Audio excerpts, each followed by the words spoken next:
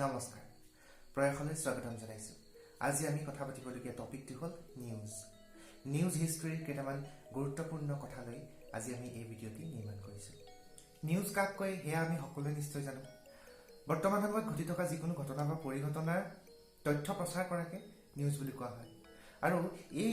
নিউজটো বিভিন্ন জনসংযোগ মাধ্যম যাক মিডিয়া বুলি আমি কওঁ বিভিন্ন তেনে ধৰণৰ জনসংযোগ মাধ্যমৰ জৰিয়তে প্ৰচাৰ হ'ব পাৰে এটা জানো কি জনসংযোগ মাধ্যমৰ জৰিয়তে নিউজ প্ৰচাৰ হ'ব পাৰে কেৱল আমি সচৰাচৰ দেখি থকা টিভি ৰেডিঅ' বা নিউজ পেপাৰৰ জৰিয়তে নিউজ প্ৰচাৰ হ'ব পাৰে নেকি এটা নিউজ মৌখিকভাৱেও প্ৰচাৰ হ'ব পাৰে বা ডাকযোগেও প্ৰচাৰ হ'ব পাৰে অৰ্থাৎ ইলেক্ট্ৰনিক মিডিয়া আৰু প্ৰিণ্ট মিডিয়াৰ বাহিৰেও জনসংযোগ মাধ্যম আছে যাৰ জৰিয়তে নিউজৰ প্ৰচাৰ হ'ব পাৰে এতিয়া জানো আহক এই নিউজ শব্দটো প্ৰথমে ক'ত ব্যৱহাৰ কৰা হৈছিল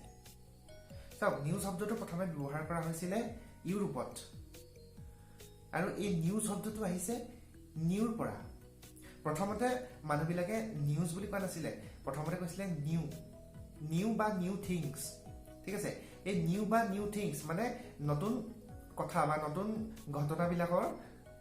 ইনফৰমেশ্যন মই মিডল ইংলিছ পিৰিয়ডৰ কথা কৈ আছো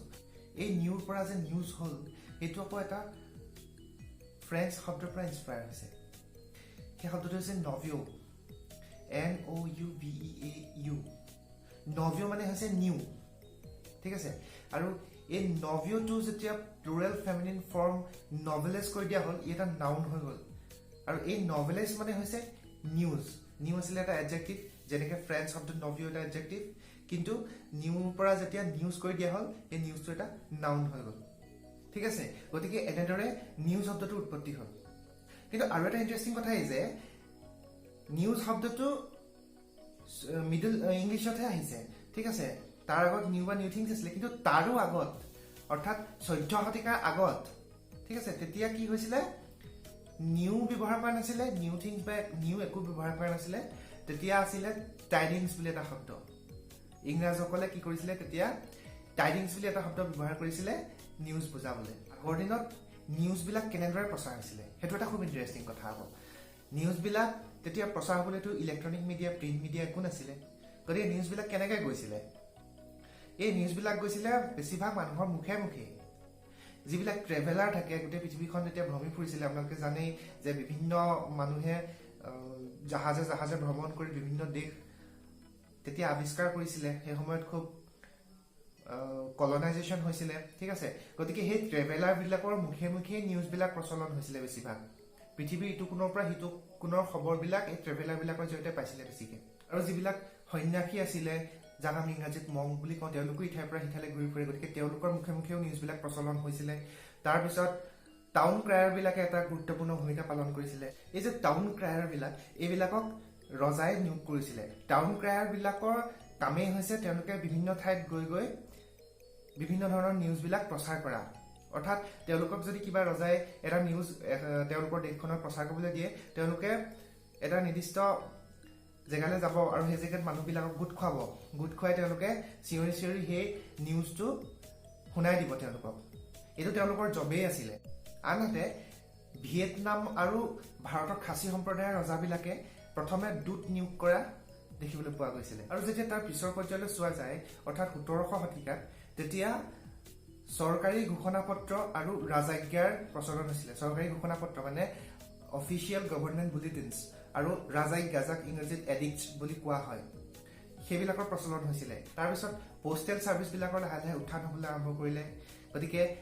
পোষ্টেল ছাৰ্ভিচবিলাকত তেতিয়া খুব সহজতে ইঠাইৰ পৰা সিঠাইলৈ বিভিন্ন ধৰণৰ বাতৰি প্ৰচাৰ কৰিব পৰা হ'ল তাৰপিছত আহিলে নিউজ পেপাৰৰ যুগ নিউজ পেপাৰৰ প্ৰথম আৱিষ্কাৰ হৈছিল ইউৰোপত প্ৰিণ্টিং প্ৰেছ ইনভেনশ্যন হোৱাৰ পিছত জাৰ্মানীত প্ৰথম নিউজ পেপাৰ প্ৰিণ্ট হ'ল প্ৰথমখন নিউজ পেপাৰ জাৰ্মানীত পাব্লিছ কৰিছিলে জোহান কেৰলাছ নামৰ এজন লোকে আৰু এই নিউজ পেপাৰখনৰ নাম হ'ল দ্য ৰিলেশ্যন এইখন 1605 চনত জাৰ্মানীত প্ৰথম প্ৰিণ্ট কৰা হৈছিলে ভাৰতৰ আৰু অসমৰ প্ৰথম নিউজ পেপাৰ কেইখন বাৰু আপোনালোকে জানেনে ভাৰতৰ প্ৰথম নিউজ পেপাৰখন আছিলে বেংগল গেজেট আৰু অসমৰ প্ৰথম নিউজ পেপাৰখন হ'ল দৈনিক বাতৰি বেংগল গেজেটখন প্ৰথম প্ৰিণ্ট হৈছিলে 1780 চনত আৰু এই দৈনিক বাতৰি প্ৰথম প্ৰিণ্ট কৰা হৈছিল 1935 চনত তাৰপিছত লাহে লাহে ৰেডিঅ' আৰু টেলিভিশ্যনৰ যুগ আহিল ৰেডিঅ'ত প্ৰথম ব্ৰডকাষ্টাৰ কোম্পানী কোন আছিলে নিশ্চয় জানে BBC বুলি যাক আমি কওঁ ব্ৰিটিছ ব্ৰডকাষ্টাৰ কোম্পানী এই কোম্পানীটো স্থাপন হৈছিল 1922 চনত লণ্ডনত আৰু বিশ্বৰ প্ৰথম টেলিভিশ্যন নিউজ চেনেলটো আপোনালোকে নিশ্চয় জানে সেইটো হৈছে CNN কেবল নিউজ নেটৱৰ্ক আৰু সেইটো প্ৰথম প্ৰতিষ্ঠা হৈছিলে 1980 চনত তাৰ পিছৰ পৰা আপোনালোকে দেখিছে কেনেদৰে ইলেক্ট্ৰনিক মিডিয়া লাহে লাহে প্ৰসাৰ হ'বলৈ ধৰিলে